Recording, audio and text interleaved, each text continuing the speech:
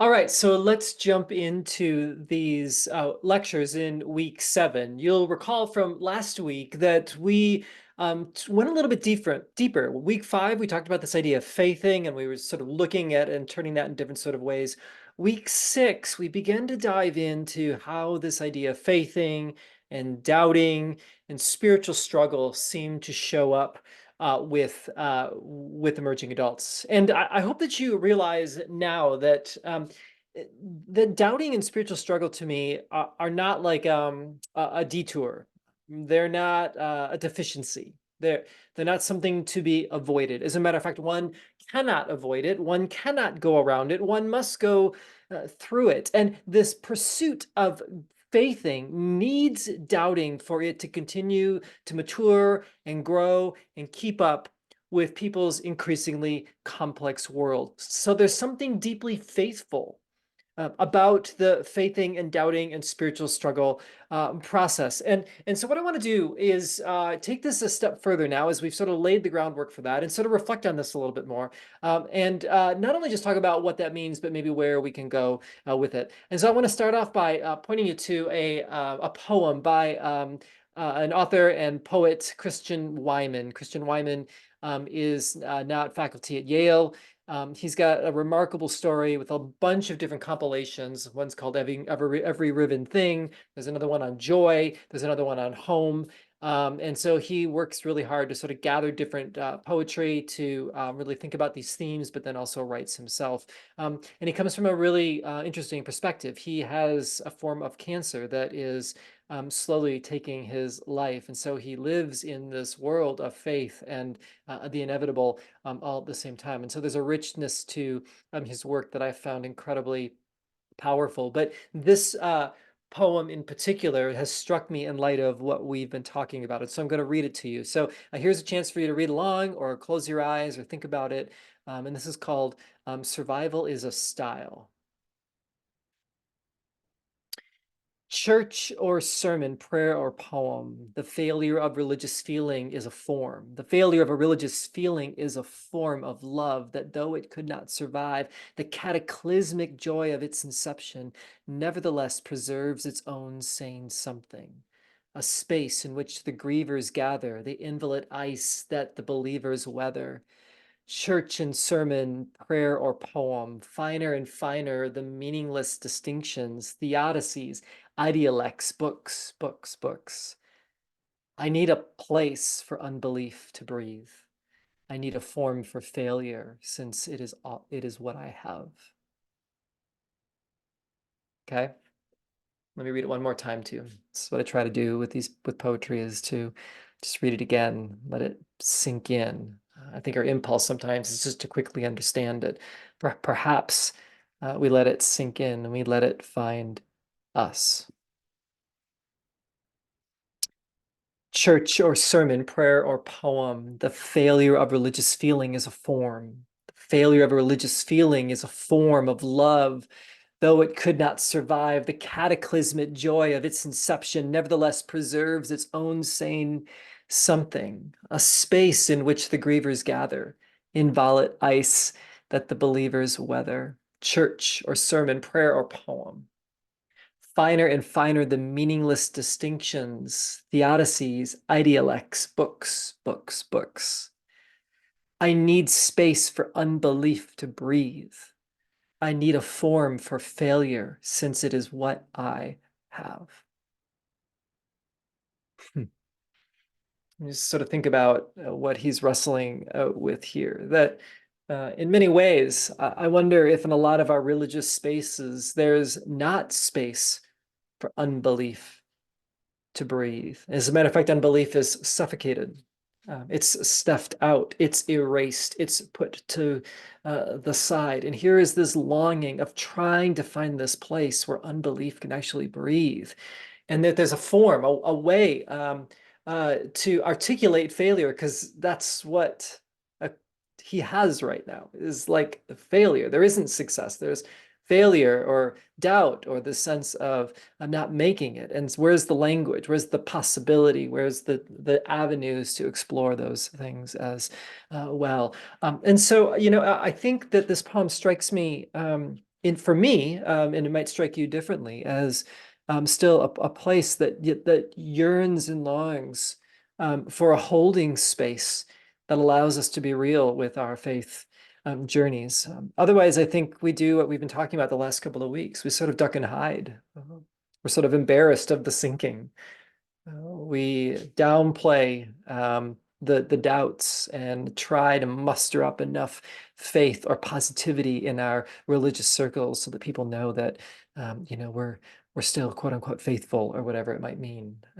There's something courageous about this poem because it invites perhaps something different, and perhaps that's what this course is getting at as well. We're inviting something different, a courageousness by all of us to hold space with the real life journeys of emerging adults who want their spirituality, their faith, to keep up with their increasingly complex worlds. So as I've thought about this in some of my research, you remember from last time we were talking about how the undergraduate students that I had interviewed had talked about how they experienced and worked through spiritual struggle. And if I could boil down what I discovered, it might look like a chart like this. You'll see, as I've mentioned before, there are on-campus elements and off-campus elements. The on-campus elements are those that are typically experienced on a college campus or within an academic rhythm. Off-campus is everything that's going on in our lives that's swirling around a part of that, right? Family, friends, job, things that maybe spill out outside the educational experience. And then the contributors are what undergraduates said contributed to them sort of moving into the space of where their religious or spiritual lives shifted or changed. So spiritual struggle, and then where they looked to actually work through those. So from that, you can see here that the contributors that evoked spiritual struggle, according to the undergraduates that I talked to, were that on-campus contributors were educational classroom experiences and finding friends and connecting relationally. That somehow these elements evoked something that moved them to this tipping point where they began to question perhaps the promises of their faith, or maybe the narrative that they thought of how the world works, and they realized that for whatever reason it was changing in some ways. I find that this is interesting in that you notice that it's not simply intellectual, that there is a relational component and an emotional component associated with this as well. So there's something quite profound about that. And you really get that with the next one too, with the off-campus, right? That there was a family death or illness, that something happened within the family system that evoked them to question their faith, the way the world works, dealing with grief, where is God, all these type of things, okay? Now, what's interesting is that when I asked them, well, how did you work through these things? There were lots of things, and I think if you remember the list before, but overwhelmingly there were two responses. The on-campus resource that undergraduates looked to was their friends. These were the peer influences in their lives, the people that they did life with. They looked to them for support and helping them work through their spiritual struggle. And then their off-campus resources, they basically said, I kind of did it on my own. Like there really wasn't like other places or people that I went to. I just tried to figure it out on my own. So let's think about that for a second. From a research perspective, that's interesting. From a pastoral perspective, it's a little disturbing that you have emerging adults, at least these undergraduates anyway, that have reported in the work that I did in this research, that the way that they work through spiritual struggle was to find a peer or to figure it out on their own. Now, there's nothing wrong with peers, and I'm glad that that support network is there. But if one has similar life experiences, there's not necessarily a lot of lived wisdom to speak into whatever they're going through. And so there's a little bit of friends with these undergraduates sort of figuring it out together, which is exciting and empathetic, and also can be a little bit of the blind leading the blind, right? We just don't know what we don't know. That's not a rip on anybody. But then also this idea of figuring it out on their own. The internet, doing their own reading, whatever, seems fairly isolating. They've sort of pulled themselves back and have just tried to figure it out on their own. And so this idea of experiencing and working through spiritual struggle has a lonely element to it. And I think we just need to keep that in mind. If we see emerging adults pulling back, if we see them not engaging as much, perhaps they have some deep, important uh, shifts and changes that are going on in their lives that they would love to explore, talk about, but they don't necessarily have the space to do it. Now, you've experienced this as well, but in some of the work that I've done in this particular research, the number of undergraduates that said to me, you know, you're the only person I've ever told this to, or thank you for this conversation because I haven't had one of these in like since I've been at college, right? Like me, I'll just asking the question, even as a researcher, seemed to give them hope that they could talk about these things. And I know that some of you experienced this in the conversations that you had with your emerging adult interview assignment, right? I mean, I heard you narrate these experiences where you had emerging adults were like, I'm so glad I could talk to you about this.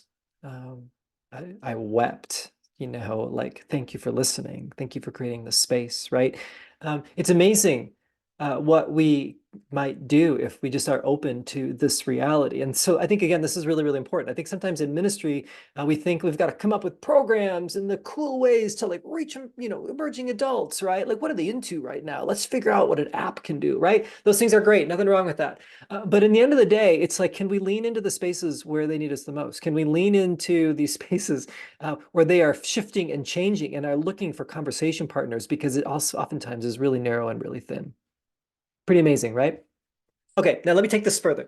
We talked about this last time. You might remember that that Dallas Parks talks about this idea of the emerging adulthood sort of having two parts, right? There's sort of the adolescent emerging adult, and then there's the emerging adult, and then there's adulthood. But she sort of splits that blue section from just being one category that Fowler talks about into two, recognizing the fact that there's something going on that's quite unique about sort of rejecting perhaps the assumptions that I had growing up, at least at some level, and then searching for new ways to figure that out. Now, if we take Dallas Park's work a bit further, I wanted to go further with my own understanding of spiritual struggle. And I don't think she talks about this in her work, which is why I wanted to sort of fill in the gaps here.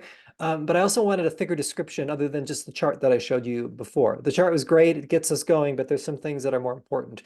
And so if you might remember from her work, she talks about this idea of like the forms of faith and spiritual struggle, and she talks about knowing, dependence, and community, right? This is your intellectual, your affect or emotional, and then the relational, right? And then she talks about this developmental trajectory of adolescent, emerging adult, and then what she would call the tested adult, right? This is the one that is sort of on the latter side of emerging adulthood and have sort of found their way. Okay. Now, what's interesting is that if you use this chart, then she really begins to articulate that there's sort of a developmental trajectory of knowing, dependence, and community, right? Of intellectual, emotional, and relational sort of happening there, right?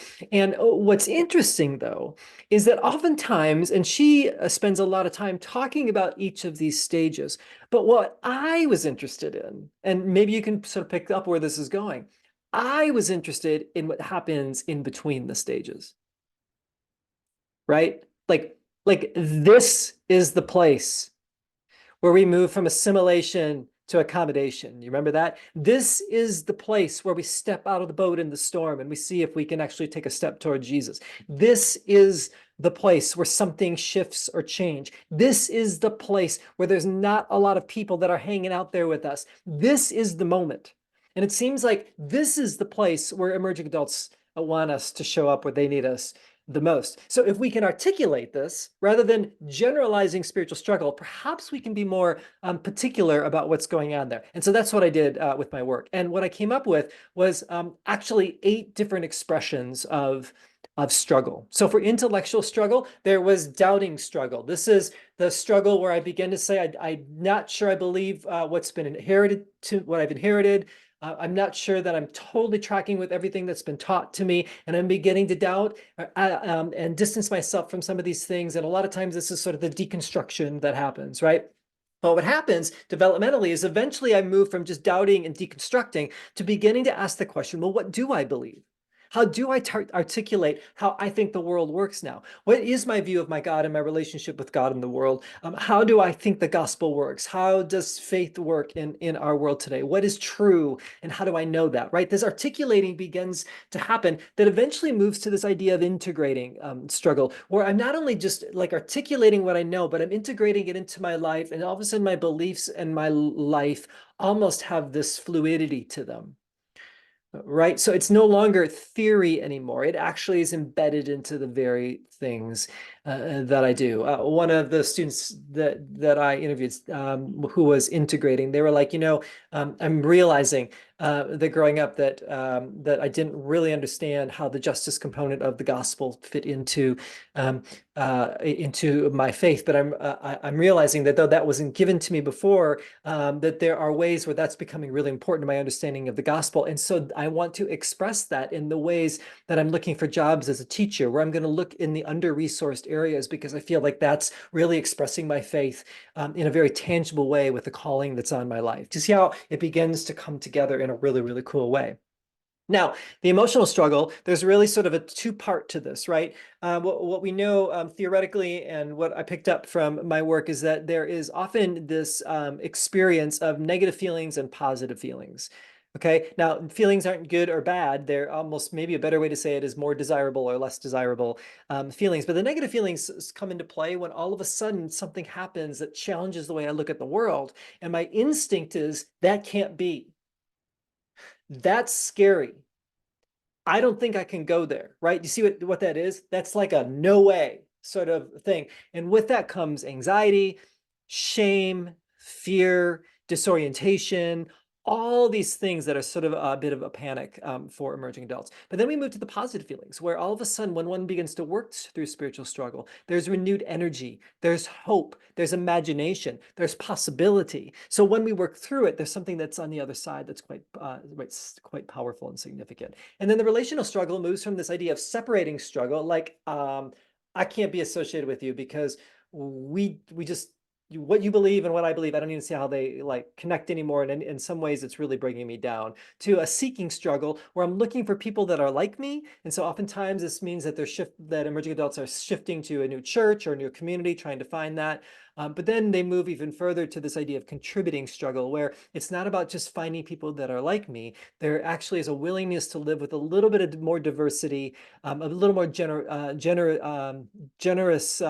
space, if you will. And there's this desire to not only want to be somewhere where I can receive the sameness of the new group of people that I want to be with, but there's a willingness to actually contribute to that community. And I see my role as not only taking, but also giving as well. We know this from what we talked about with belonging before, right? This idea of being welcome, but also being able to give becomes really, really crucial, right? So again, intellectually, a lot doubted their inherited religious beliefs.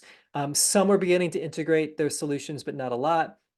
Emotionally, most experienced more negative feelings, but some were starting to see the positive side of struggle. And then relationally, most struggled with separating from their traditional evangelical communities. And then they were trying to seek new ones along the way. And as I've mentioned before, this is just a really vulnerable space. I mean, think about what's going on here, this sort of pivoting that one has to go through as they think about these in-between spaces, between phases of where they're going through emotional, intellectual, and relational struggle. Those things become really, really important. And then we've mentioned, I think before, just this idea of there's a contagiousness as well, right? That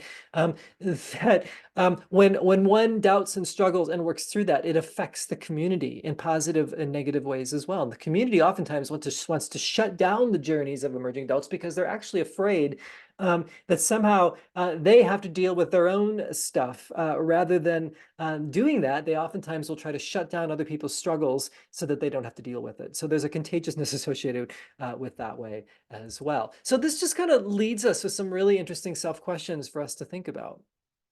And I'm wondering if maybe you can think about it for you. Like, can you remember a time when your faith journey shifted or changed, and what was it like for you? Do you remember those moments? How might these spiritual struggle descriptors help you support those emerging adults who are deconstructing, right? What if we, instead of us going, oh, they're deconstructing, we kind of go, well, what kind of spiritual struggle are they working through, and how do we show up where they need us the most?